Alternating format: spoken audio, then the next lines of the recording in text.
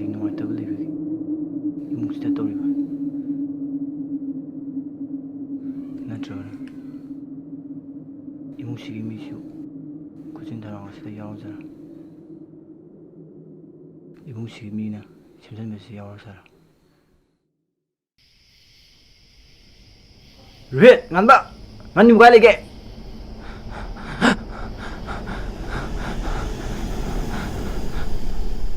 낭도 많이 다도 걸로래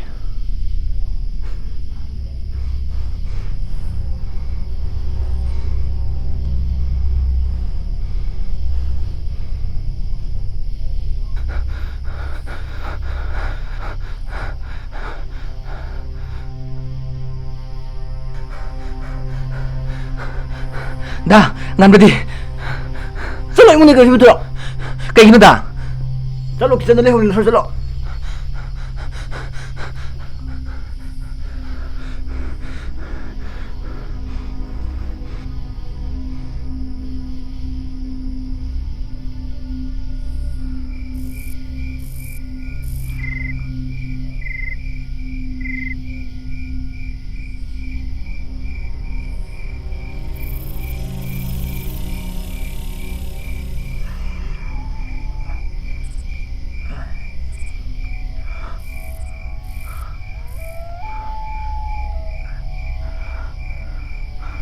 빨리 집에 가야 되나 소막 써야 되게 너무 배가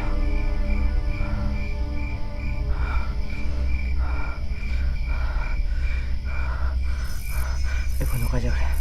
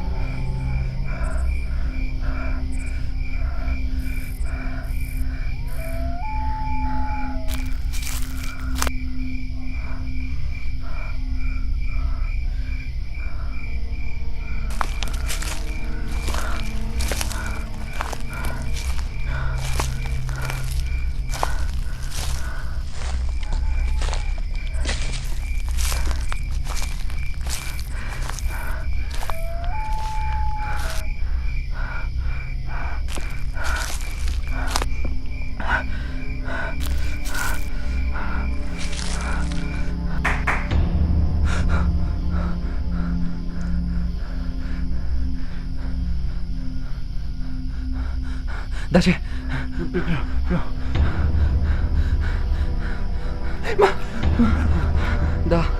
나けの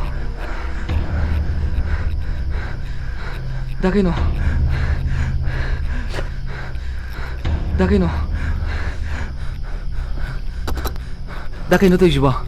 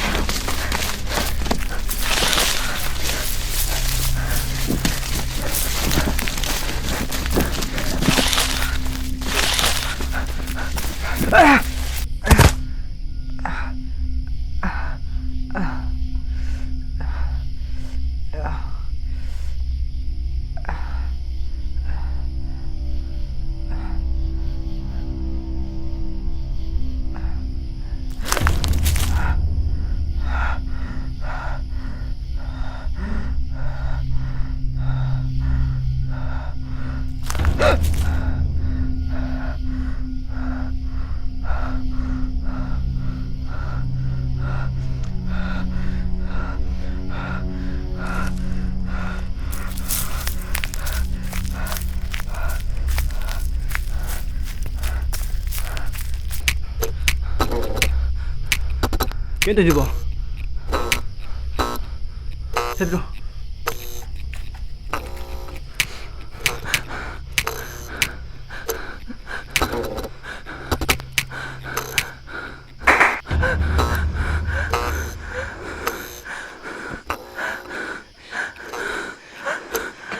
Da.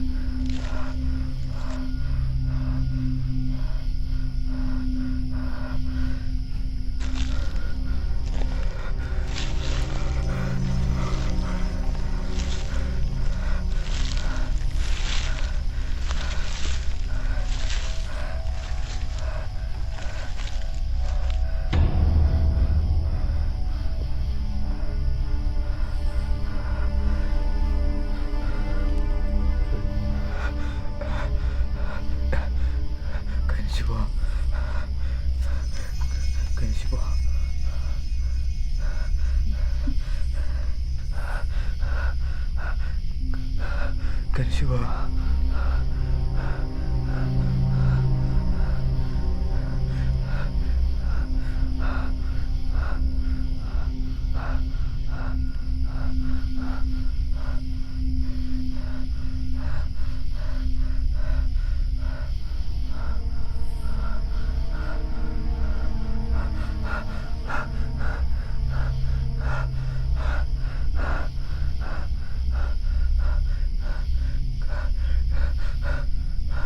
Kaya pun semua.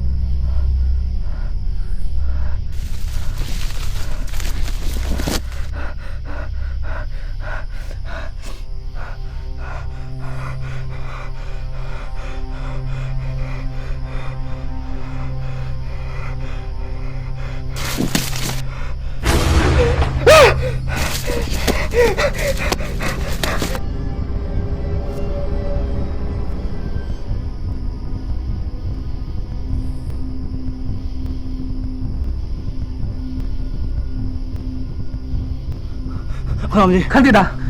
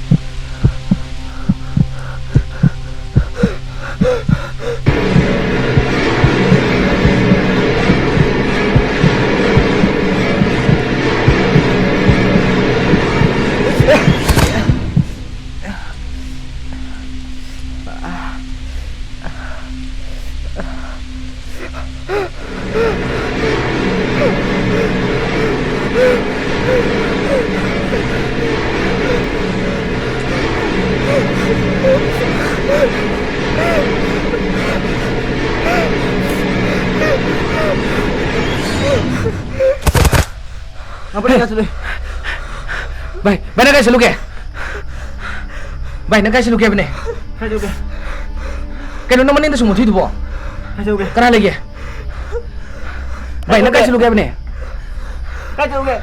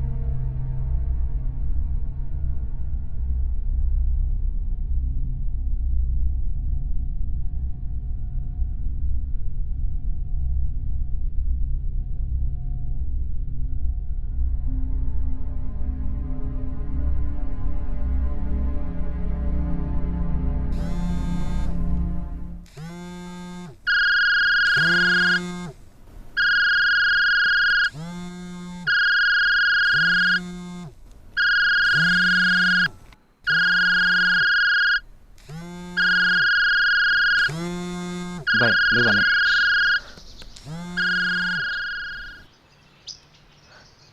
Hello ꯕꯕꯥ ꯀꯩꯗꯧꯔꯦ ꯅꯣꯏ ꯑꯅꯤꯒꯤ ꯐꯣꯟꯗꯨꯅ ꯉꯔꯥꯡꯅꯦ ꯇ꯭ꯔꯥꯏ ꯇꯧꯕ ꯕꯕꯥ ꯍꯧꯖꯤꯛ ꯆꯠꯇꯦꯅꯦ ꯕꯕꯥ ꯉꯔꯥꯡꯗꯣ ꯕꯕꯥ ꯉꯔꯥꯡꯗꯣ ꯌꯨꯝꯗ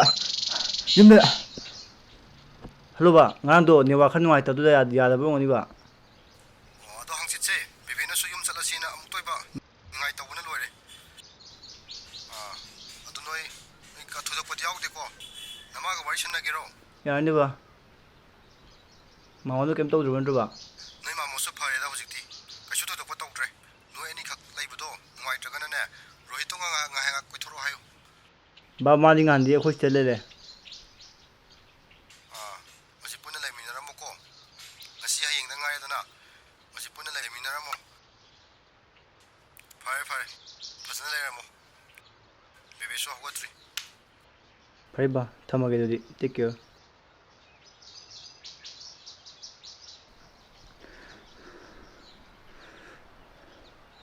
ꯑꯩ ꯋꯥ ꯍꯥꯏꯒꯦ ꯃꯨꯟꯅ ꯇꯥꯎ ꯑꯩꯈꯣꯏꯅ ꯁꯨꯝ ꯅꯩꯁꯤꯜꯂ ꯂꯩꯔꯗꯤ ꯌꯥꯔꯔꯣꯏ ꯊꯨꯏꯕ ꯊꯧꯗꯣꯛꯁꯦ ꯑꯩ ꯆꯤꯡꯅꯕ ꯑꯃ ꯂꯩꯔꯦ ꯁꯦꯝꯖꯤꯟꯕ ꯍꯥꯏꯕ ꯄꯣꯠꯁꯛꯇꯣ ꯑꯣꯏꯗꯧ ꯃꯥꯜꯂꯦ ꯅꯣꯡꯃ ꯅꯨꯡꯊꯤꯜ ꯑꯃꯁꯨ ꯑꯩꯒꯤ ꯆꯤꯡꯅꯕ ꯌꯥꯕ ꯄꯣꯠꯁꯛ ꯑꯃ ꯊꯦꯡꯅꯩ ꯑꯩꯒꯤ ꯀꯥꯡ ꯃꯈꯥꯗ ꯄꯣꯠꯁꯛꯇꯣ ꯑꯩꯅ ꯊꯑꯣꯏꯅ ꯈꯟꯖꯤꯜꯂꯨꯗꯕꯒꯤ ꯋꯥꯅꯤ ꯄꯣꯠꯁꯛꯇꯣ ꯑꯩꯅ ꯐꯖꯅ ꯈꯜꯂꯨꯗꯕꯒꯤ ꯋꯥꯅꯤ ꯑꯩꯅ ꯑꯃꯣꯠ ꯑꯀꯥꯏ ꯃꯥꯟꯗꯅ ꯑꯩꯅ ꯂꯪꯊꯣꯛꯈ꯭ꯔꯦ ꯑꯗꯨꯒ ꯉꯔꯥꯡ ꯅꯨꯡꯗꯥꯡꯁꯨ ꯑꯗꯨꯒ ꯆꯞ ꯃꯥꯟꯅꯕ ꯄꯣꯠꯁꯛ ꯑꯃ ꯐ꯭ꯔꯤꯖ ꯃꯈꯣꯡ ꯑꯃ ꯊꯦꯡꯅꯩ ꯄꯣꯠꯁꯛꯁꯤꯡ ꯑꯗꯣ ꯏꯟꯖꯤꯟ ꯃꯇꯦꯛ ꯁꯔꯨ ꯃꯇꯦꯛ ꯀꯩꯅꯣ ꯌꯥꯝ ꯌꯥꯎꯋꯤ ꯃꯊꯣꯡ ꯃꯔꯥꯡ ꯈꯪꯗꯕ ꯄꯣꯠꯁꯛ ꯉꯥꯛꯇꯅꯤ ꯌꯥꯎꯔꯤꯕꯁꯤꯡꯗꯣ ꯁꯦꯝꯖꯤꯟꯕ ꯍꯥꯏꯕꯗꯣ ꯁꯣꯏꯗꯅ ꯑꯣꯏꯒꯅꯤ ꯊꯥꯖꯩ ꯀꯩꯁꯨ ꯆꯤꯡꯅꯔꯨꯔꯅꯨ ꯉꯔꯥꯡꯒꯤ ꯄꯣꯠꯆꯩꯁꯤꯡ ꯑꯗꯣ ꯑꯩꯈꯣꯏꯅ ꯃꯩ ꯊꯥꯗꯣꯛꯈ꯭ꯔꯦꯗꯅ ꯑꯗꯨꯒ ꯃꯁꯤꯒꯤ ꯋꯥꯐꯝꯁꯦ ꯀꯅꯥꯝꯇꯗ ꯍꯥꯏꯗꯣꯛꯄ ꯌꯥꯔꯣꯏꯀꯣ ꯑꯩꯅ ꯆꯤꯡꯅꯕ ꯈꯔ ꯂꯩ ꯉꯁꯤꯒꯤ ꯋꯥꯐꯝꯁꯦ ꯅꯣꯏ ꯄꯦꯔꯦꯟꯁꯇꯁꯨ ꯍꯥꯏꯕ ꯌꯥꯔꯣꯏꯀꯣ ꯑꯗꯣ ꯑꯩ ꯕꯕꯥ ꯂꯥꯛꯑꯒ ꯐꯖꯅ ꯋꯥꯔꯤꯗꯣ ꯁꯥꯟꯅꯔꯒꯦ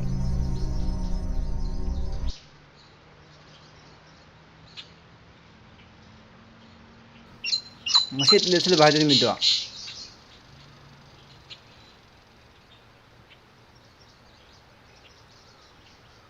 ꯉꯁꯤ ꯅꯠꯇ꯭ꯔꯗꯤ ꯌꯥꯗ꯭ꯔꯕꯣ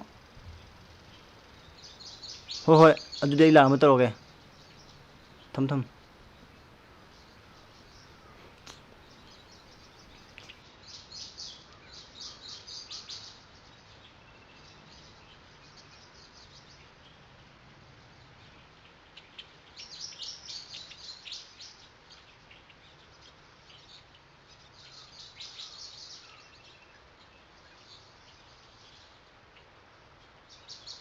ꯑꯩ ꯍꯧꯖꯤꯛ ꯀꯣꯂꯦꯖꯀꯤ ꯄ꯭ꯔꯣꯖꯦꯛ ꯑꯃ ꯆꯠꯇꯕ ꯌꯥꯗ꯭ꯔꯦ ꯅꯪ ꯁꯤꯗ ꯑꯗꯨꯝ ꯂꯩꯔꯝꯃꯒꯦꯔꯥ ꯅꯠꯇ꯭ꯔꯒ ꯔꯣꯍꯤꯠ ꯅꯣꯏ ꯂꯩꯔꯨꯔꯒꯦꯔꯥ ꯑꯩꯈꯣꯏꯗ ꯂꯩꯔꯁꯨ ꯌꯥꯏꯗ ꯑꯩꯈꯣꯏꯗ ꯂꯩꯔꯁꯤ ꯂꯥꯛꯑꯣ ꯐꯔꯦ ꯑꯗꯨꯗꯤ ꯑꯩ ꯊꯣꯛꯄ ꯊꯣꯛꯃꯤꯟꯅꯔꯁꯤ ꯂꯥꯛꯑꯣ ꯌꯨꯝꯁꯤꯁꯨ ꯁꯣꯟꯖꯅꯕ ꯇꯧꯒꯦ ꯂꯥꯛꯑꯣ ꯆꯠꯂꯣ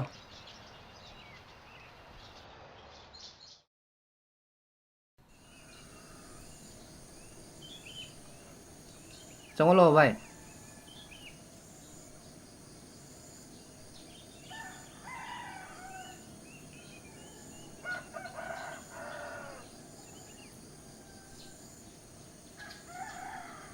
ꯑꯗꯣ ꯉꯔꯥꯡꯒꯤ ꯋꯥꯗꯣ ꯀꯅꯥꯝꯇꯗ ꯍꯥꯏꯕ ꯌꯥꯗꯦꯀꯣ ꯑꯩꯈꯣꯏ ꯑꯍꯨꯝ ꯈꯛꯇ ꯍꯥꯟꯅ ꯈꯪꯈꯤꯁꯤꯀꯣ ꯑꯗꯨ ꯔꯣꯍꯤꯠ ꯉꯔꯥꯡꯒꯤ ꯋꯥꯗꯣ ꯅꯣꯏ ꯄꯦꯔꯦꯟꯁꯇꯁꯨ ꯍꯥꯏꯕ ꯌꯥꯗꯦꯀꯣ ꯐꯖꯅ ꯂꯩꯃꯤꯟꯅꯔꯝꯃꯣ ꯆꯠꯂꯒꯦꯀꯣ ꯍꯣꯏꯗ ꯚꯥꯏ ꯆꯪꯉꯁꯤ ꯂꯥꯛꯑꯣ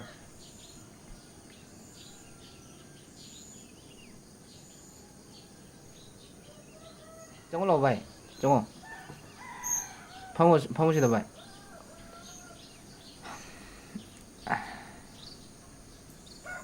ꯚꯥꯏ ꯉꯔꯥꯡ ꯑꯩꯈꯣꯏ ꯊꯣꯛꯄ ꯊꯧꯗꯣꯛꯇꯣ ꯅꯪ ꯅꯨꯡꯉꯥꯏꯇꯕ ꯀꯩꯝ ꯈꯟꯒꯅꯨꯀꯣ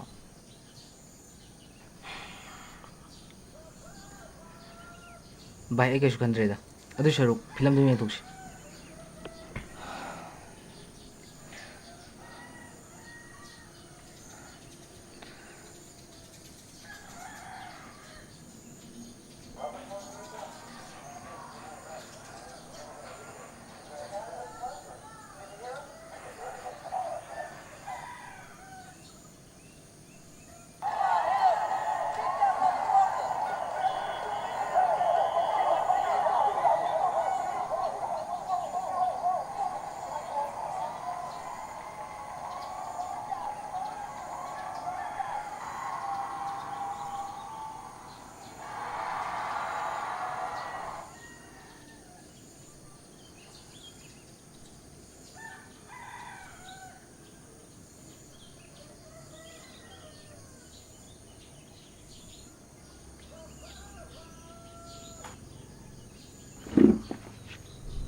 ꯉꯥꯡꯗꯣ ꯇꯁꯦꯡ ꯈꯪꯗꯕ꯭ꯔꯣ ꯚꯥꯏ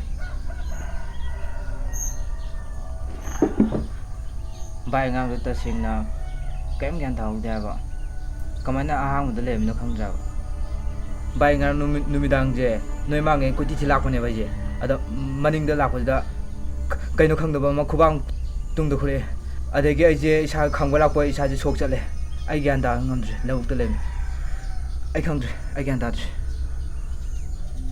ꯑꯩꯁꯦ ꯑꯗꯩ ꯒ꯭ꯌꯥꯟ ꯇꯥꯗ꯭ꯔꯦ ꯏꯁꯥꯁꯦ ꯑꯩꯁꯦ ꯀꯃꯥꯏꯅ ꯃꯅꯤꯡ ꯂꯧꯕꯨꯛꯇ ꯂꯩꯕꯅꯣ ꯈꯪꯗ꯭ꯔꯦ ꯏꯁꯥꯁꯦ ꯚꯥꯏ ꯚꯥꯏ ꯑꯩꯁꯦ ꯂꯥꯏꯅ ꯆꯦꯟꯕꯗꯣ ꯑꯣꯏꯔꯣ ꯈꯪꯗ꯭ꯔꯦ ꯚꯥꯏ ꯀꯩꯒꯨꯝꯕ ꯄꯣꯠꯁꯛꯁꯤꯅ ꯇꯝꯅꯕ ꯑꯣꯏꯕ ꯇꯥꯔꯗꯤ ꯑꯩꯗꯤ ꯄꯣꯠꯁꯛꯁꯦ ꯂꯩꯔꯝꯒꯅꯤ ꯊꯥꯖꯩ ꯑꯁ ꯚꯥꯏ ꯂꯩꯔꯝꯃꯔꯣꯏ ꯗꯗꯥ ꯏꯕꯥꯅꯤꯅꯦ ꯑꯗꯨꯏ ꯄꯣꯠꯁꯛꯇꯣ ꯃꯩ ꯊꯥꯗꯣꯛꯈ꯭ꯔꯦ ꯉꯔꯥꯡ ꯅꯨꯃꯤꯗꯥꯡ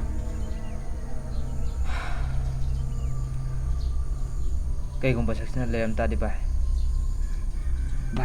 ꯑꯗꯨꯏ ꯅꯪ ꯁꯤꯅꯕꯨ ꯀꯣꯡꯅꯕ ꯗꯗꯥ ꯂꯥꯛꯇ꯭ꯔꯤꯉꯩꯁꯤꯗ ꯏꯕꯥꯅꯤ ꯊꯤꯔꯨꯁꯤꯔꯣ ꯍꯣꯏ ꯌꯥꯏꯌꯦ ꯚꯥꯏ ꯑꯗꯨꯏ ꯂꯣ ꯑꯩꯈꯣꯏ ꯃꯣꯏ ꯈꯪꯗ꯭ꯔꯤꯉꯩꯗ ꯆꯠꯁꯤꯂꯣ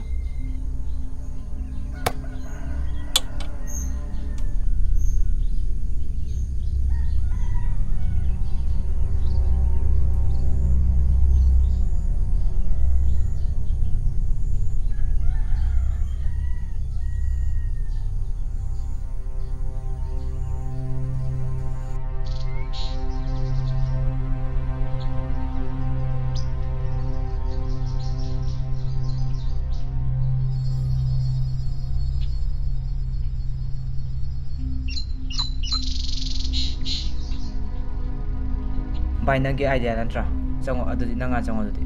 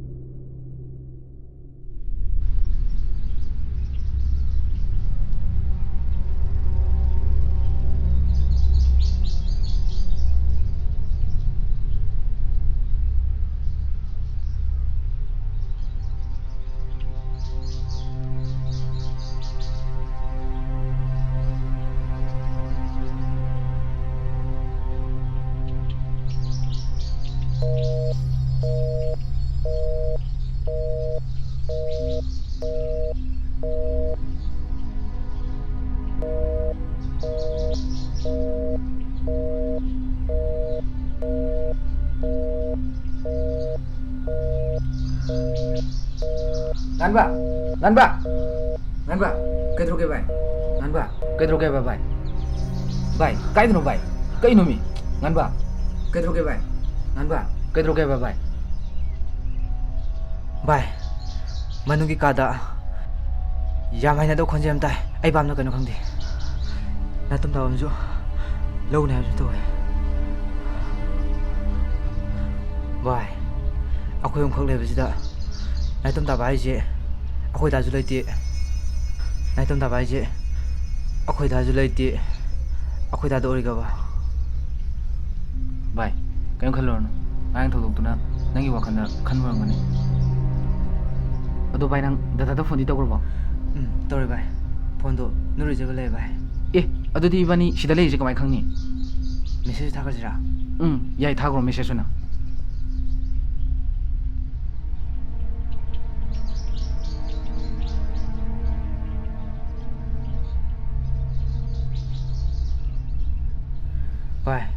bai nang ju akhoi nam ngasi le ga je yumda paw ai gro Ado di ai mama da phone tawroge.